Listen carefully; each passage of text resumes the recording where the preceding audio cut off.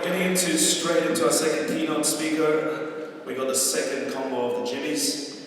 We got Jimmy Antia.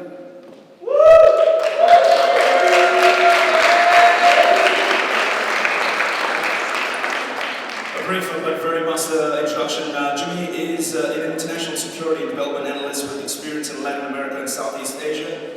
As you saw yesterday, both the Jimmys were on the panel yesterday with our esteemed guests and the MPs that kicked off the first day of the session. We'll go straight into Jimmy, and if you guys have any questions, we'll keep it nice and short. All right.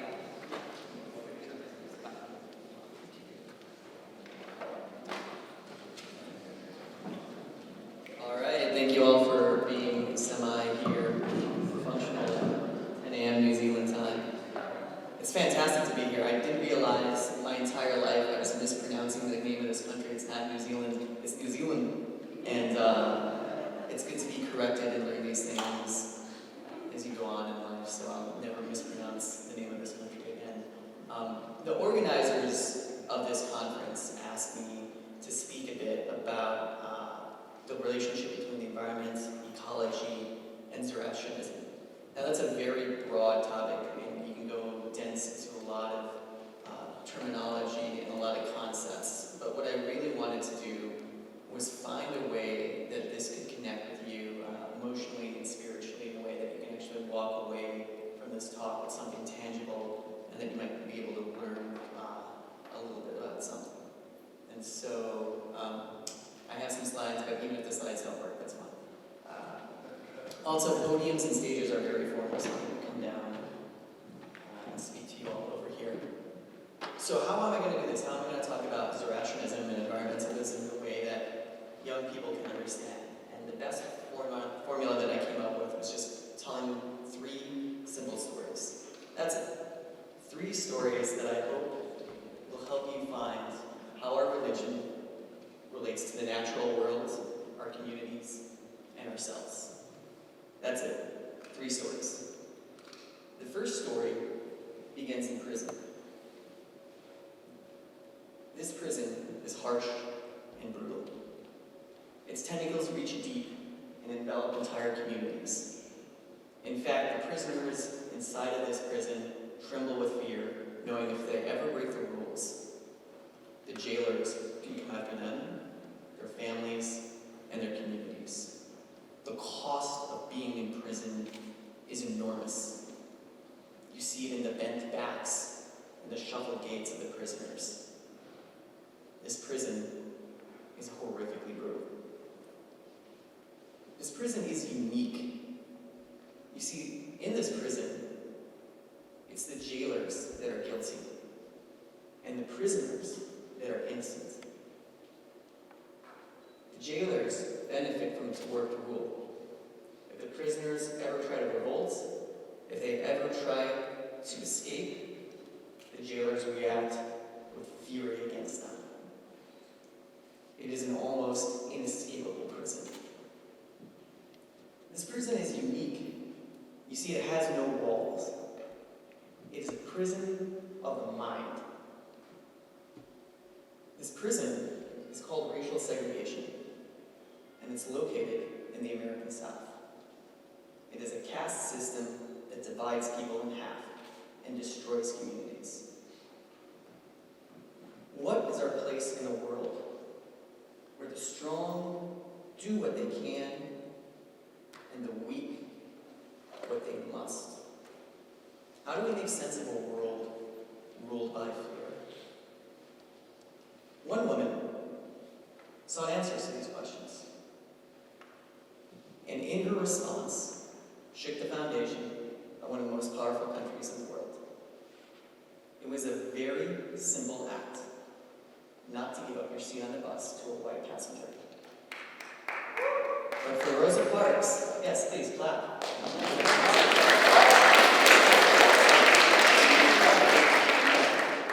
For Rosa Parks, it may have been a simple choice, but it definitely was not easy.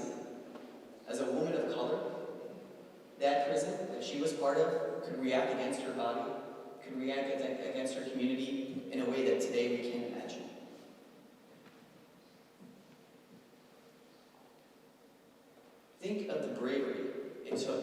stand up to that system.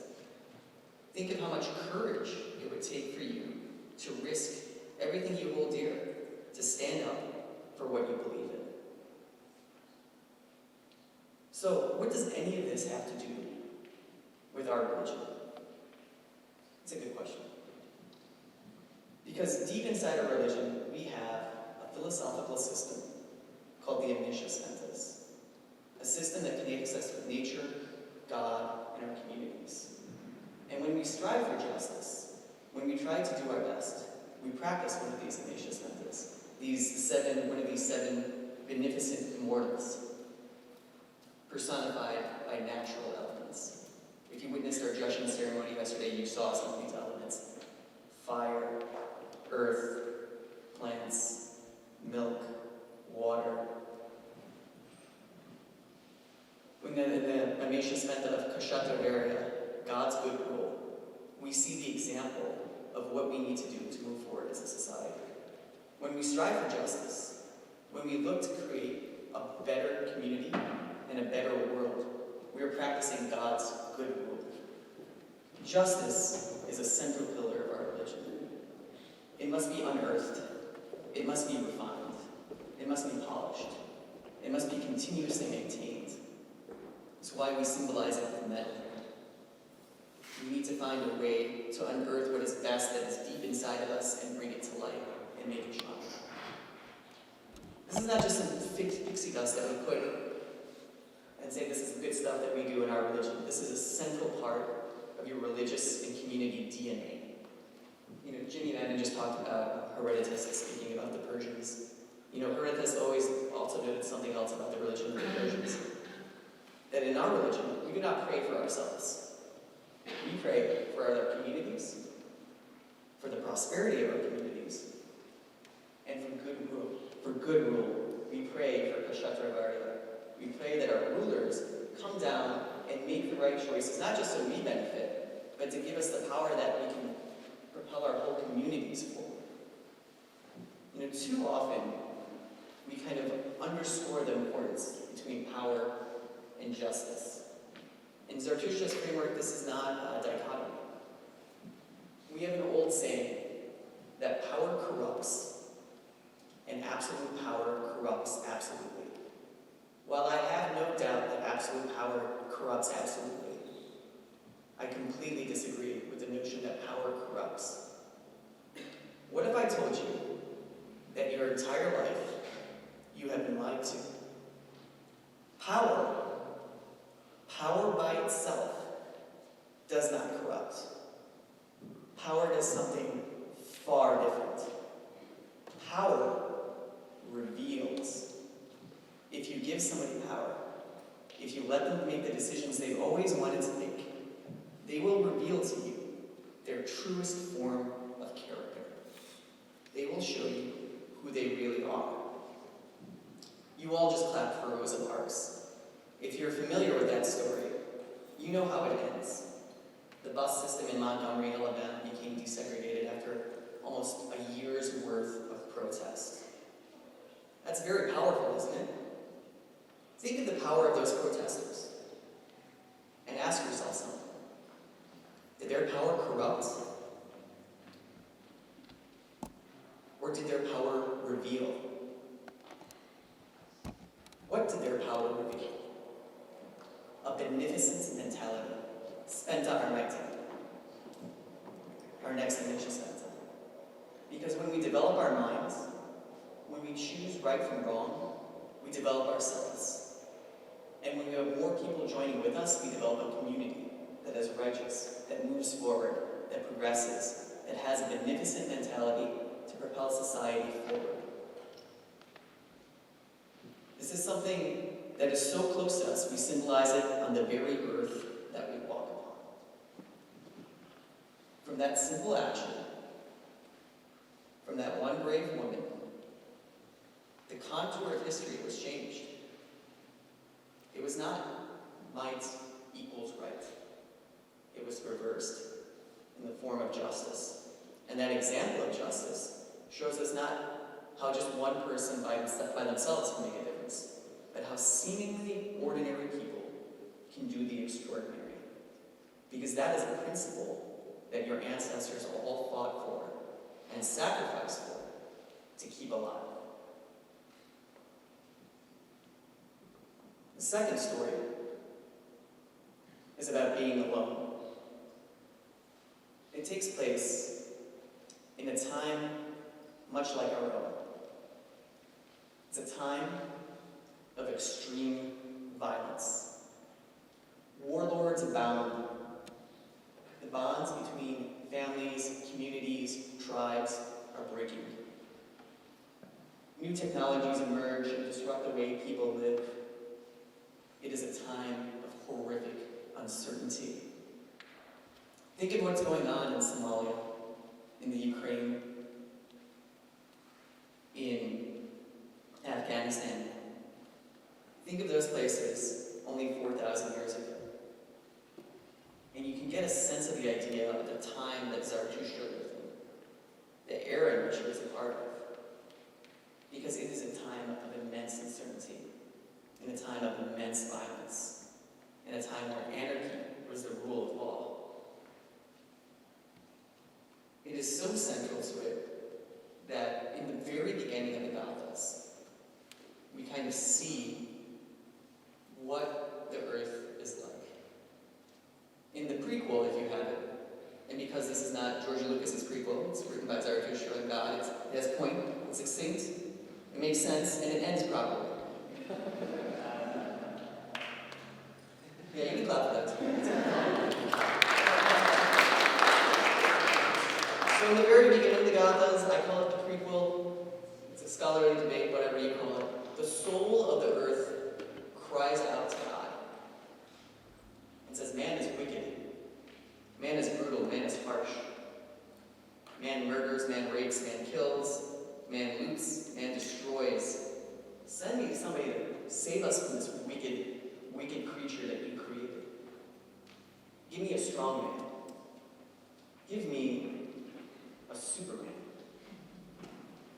And God says, yeah, I can do that. I'm God. I can do whatever I want. I can send you a strong man. I can send you a Superman. I can send you Justin Bieber just to annoy the heck out of these people. I can do anything I want. But keep in mind this. If I send you a Superman, if I send you a strong man, that is still a man. And one day, that man is going to die. And then what happens? Mankind will go back to its sinful ways. But what if I gave you somebody who could change the way people thought?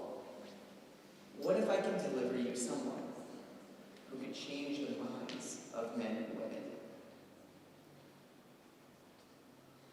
And that's how our religion begins.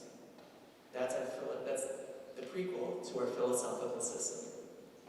But to find the answers to those big questions, who are we? Why are we here? Where are we going? Zarathustra cannot find them in convention. In a society where superstition was the rule of the day, where new ideas were discouraged, where people who had untraditional and unconventional thoughts were cast astray. He knew he could not be part of the society and find the answers to what he was looking for. So he had to do something different. To find out what he sought most, he had to go alone. He had to go by himself to find the truth. And that's a very brave decision to make. Think about it for a moment. What do you believe in so much? What is so important to you that you're willing to risk humiliation, ostracism, degradation from the people that you love and care about? What is so important to you that you are willing to be alone for it? For Zarathustra was making sense of this anarchic world, this world ruled by violence. This world where he saw potential in people being robbed from him. And so he had to disappear. He had to go into the vast expanse of Central Asia.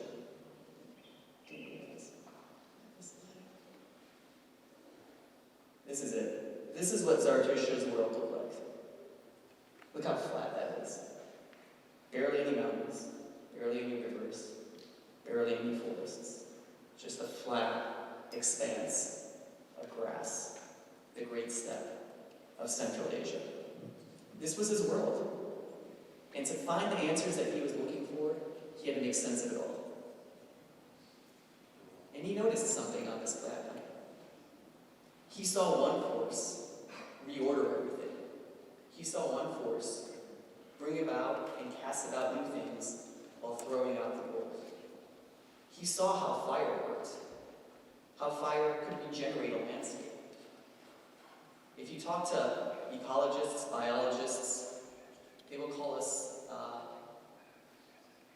pyrophilic species. We love fire. There is no place on Earth that humans have touched, no landscape that has not been redone by human use of fire. That's how prevalent it is. Fire, the ultimate killer app. The original plow and harness. Before farming ever happened, when we were hunters and gatherers, our ancestors used fire to burn fields and make sure game escaped in concentrated packs where they could be hunted. And in the ashes of the fields that remained, new species would thrive. Mushrooms, berries, that we could gather easily. It was a more advantageous landscape. And that advantageous landscape also led to more game coming in that could be hunted, and the cycle repeated. And Zarathustra saw this. He saw this, and he saw what fire shaped. I want you to all do something really quickly. Just stand up for a moment. Put one hand on your stomach, and one hand on the top of your head. Now, rub your stomach. Hit the top. Now, you really didn't have to do that. I just wanted to see if I could get all of you to do it at the same time. But there is this connection. Keep your hand on your stomach and one hand on your head. For mammals of our size, our stomachs should be 3 times larger. Our brains should be 3 times smaller. What happened? Cooking. Fire. From the use of fire, you can sit down. From the use of fire, we can get more nutrients from less food than animals could by just grazing on their own. And where did that extra space went? Those extra calories, they all went into shaping our brains. We are a species that is physically shaped by fire itself. And just as Zarathustra saw fire reshaping this landscape, he saw the social order happening and being frayed. And he said, what can happen in this anarchic world to make it more just? And he decided that it was truth. Ashavahista. Truth, which is mentioned in like Jimmy said, 200 verses or so in the Gathas, 163 times in those 200 verses, the word truth is mentioned. Almost every verse mentions the word truth. Truth is central. If fire is the great regenerator of landscapes, truth is the great regenerator of the human condition. It regenerates our social landscape. It reorders it. It casts what is foul astray from it and brings in new life to it. Truth reorders our world. Truth is the way that we should build our societies. Not on the rule of the strong, not on predation of the weak, not on superstition, but on truth. There's something else that he noticed on this vast landscape. You see them in the distance, those grazing animals, cattle. There's also other grazing species on this vast steppe. And he noticed something. What did they do? They maintained this landscape. They unearthed deep what was inside of them, the rich soil, and brought them to light. So they can fertilize other parts of the area around them. They created new habitats through where they grazed in lightly on depressions they created. They let new species thrive in these little microclimates where their hoofprints were. So how do you know what is true? Well, you have to use your best mind, the umana. In our judgment ceremony, we symbolize it with milk. And Zarathustra saw that the natural landscape and the social landscape were not 2 parallel tracks, but one and the same. That what we do in one affects the other. And the symbols for how we move forward can be found in the natural. And just as we need to find the truth, we have to develop our brains, we have to develop our good minds to find what is true. Otherwise, we could just be some guy anyway. Like some guy saying these 3 prequels are really good, you should watch them all, and give me a lot of money while you do it. There's a concept in biology called the keystone species. It's a species that is so important that if you remove it from the environment, an entire system collapses. In this vast step, it is the large grazing animals that are the keystones here. It is the cattle that keep it maintained. And Zarathustra realized that just as the cattle are the keystone of this environment, your mind is the keystone to your entire existence. And always reinventing, always looking for what is best and developing your mind, you move forward as a human being. It's a very optimistic perspective to have on our faith, considering the time that it came up from. Because as Zoroastrianism is anything, it is a religion of choice and a religion of action. We choose to do what is best. We can ignore what is good. We have that right. We're not forced to, we're not compelled to. There is no Superman or strong man that is going to force us to do something. But we have the ability to think for ourselves and find what is true. We always talk about good thoughts, good words, and good deeds. But nobody is really telling you to do bad thoughts, bad words, or bad deeds, are there? No religion ever tells you to do that. Good thoughts, good words, and good deeds are the foundation for our religion. But what is built upon them is a palace. And there is a name for that structure. It is called frescocarity. The renovation of the world. When you practice good thoughts, good words, and good deeds, you're not just improving yourself. You're improving those around you. You're improving not just the social environment, but the physical environment as well. And Zarathustra saw that connection. And think of the wild optimism it would take to come up with this philosophy at a time when people were killing each other, where the bonds between families were breaking, where friends were going at war with one another, where you couldn't trust your own tribe.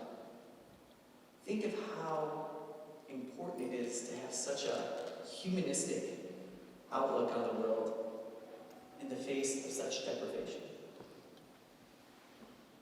2 forces, one that regenerates and one that cultivates.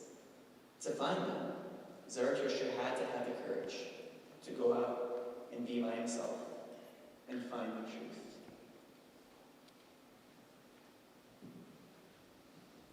Our final story is about putting it all together. You see, there is a web of life that Zarathustra saw on this vast planet. The interconnection of how species, plants, air, water all interact. And he saw the importance of it. He saw how it affected not just us, our own lives, but the lives of our communities and the lives of future generations. And in our own modern time, terrors began forming in this web of life. Have you ever been to a forest at night, right before dawn? What is the first thing you notice? You just shout it out if you want. Birds. What about the birds? They're songs, right? It's not sight, it's sound. One woman would go to her forest daily and notice something. The forest was silent. The small birds, the animals, the small vegetation that those animals and plants would thrive on were disappearing. Something was missing. The songs and the songbirds were gone. In her book, Silent Spring, Rachel Carson wrote about the dangers of what was happening to our world. What happened when we would have too many pesticides leaching in, contaminating our groundwater, contaminating our vegetation, leading to a loss of life that will eventually rupture the entire ecological balance that we need. And just like Zarathustra, and just like Rosa Parks, she had to go alone. When she wrote her book, Against Conventional Wisdom, some of the richest organizations in the United States fought against her, tooth and nail. They tried to discredit her. They tried to put her down because she was a woman. They tried to attack her character. But she persevered. But she didn't find a way to see she didn't live long enough to see the end of her actions. She died midway through in about 1964. But about 10 years later, the first strong environmental rules and regulations started appearing across the Western world, in large part because of the ideas she put forward. And in those laws, you can see a new layer of Kshatriya Varga, a new way of God's good rule coming up to the earth and renewing us all. It's a very balanced system. Water and plants, feeding the ground, letting everybody live, letting all life thrive. Urvatat and Amritat are two final Visha sentas. There is a deep connection to them. Because if we practice our good thoughts, good words, good deeds, if we develop our good mind, if we know what is true, if we recreate a beneficent mentality, if we bring God's good rule onto earth, we achieve something very esoteric. Wholeness. It grabs us all. It pulls us together in a web of life. A web that is not just based on nature, but based on our social interactions as well. Orvita, wholeness, symbolized by water. Water that sustains us. Water that lets us thrive. Water that shapes the contours of the landscape that we even live on. And what does that water lead to? What does it nourish?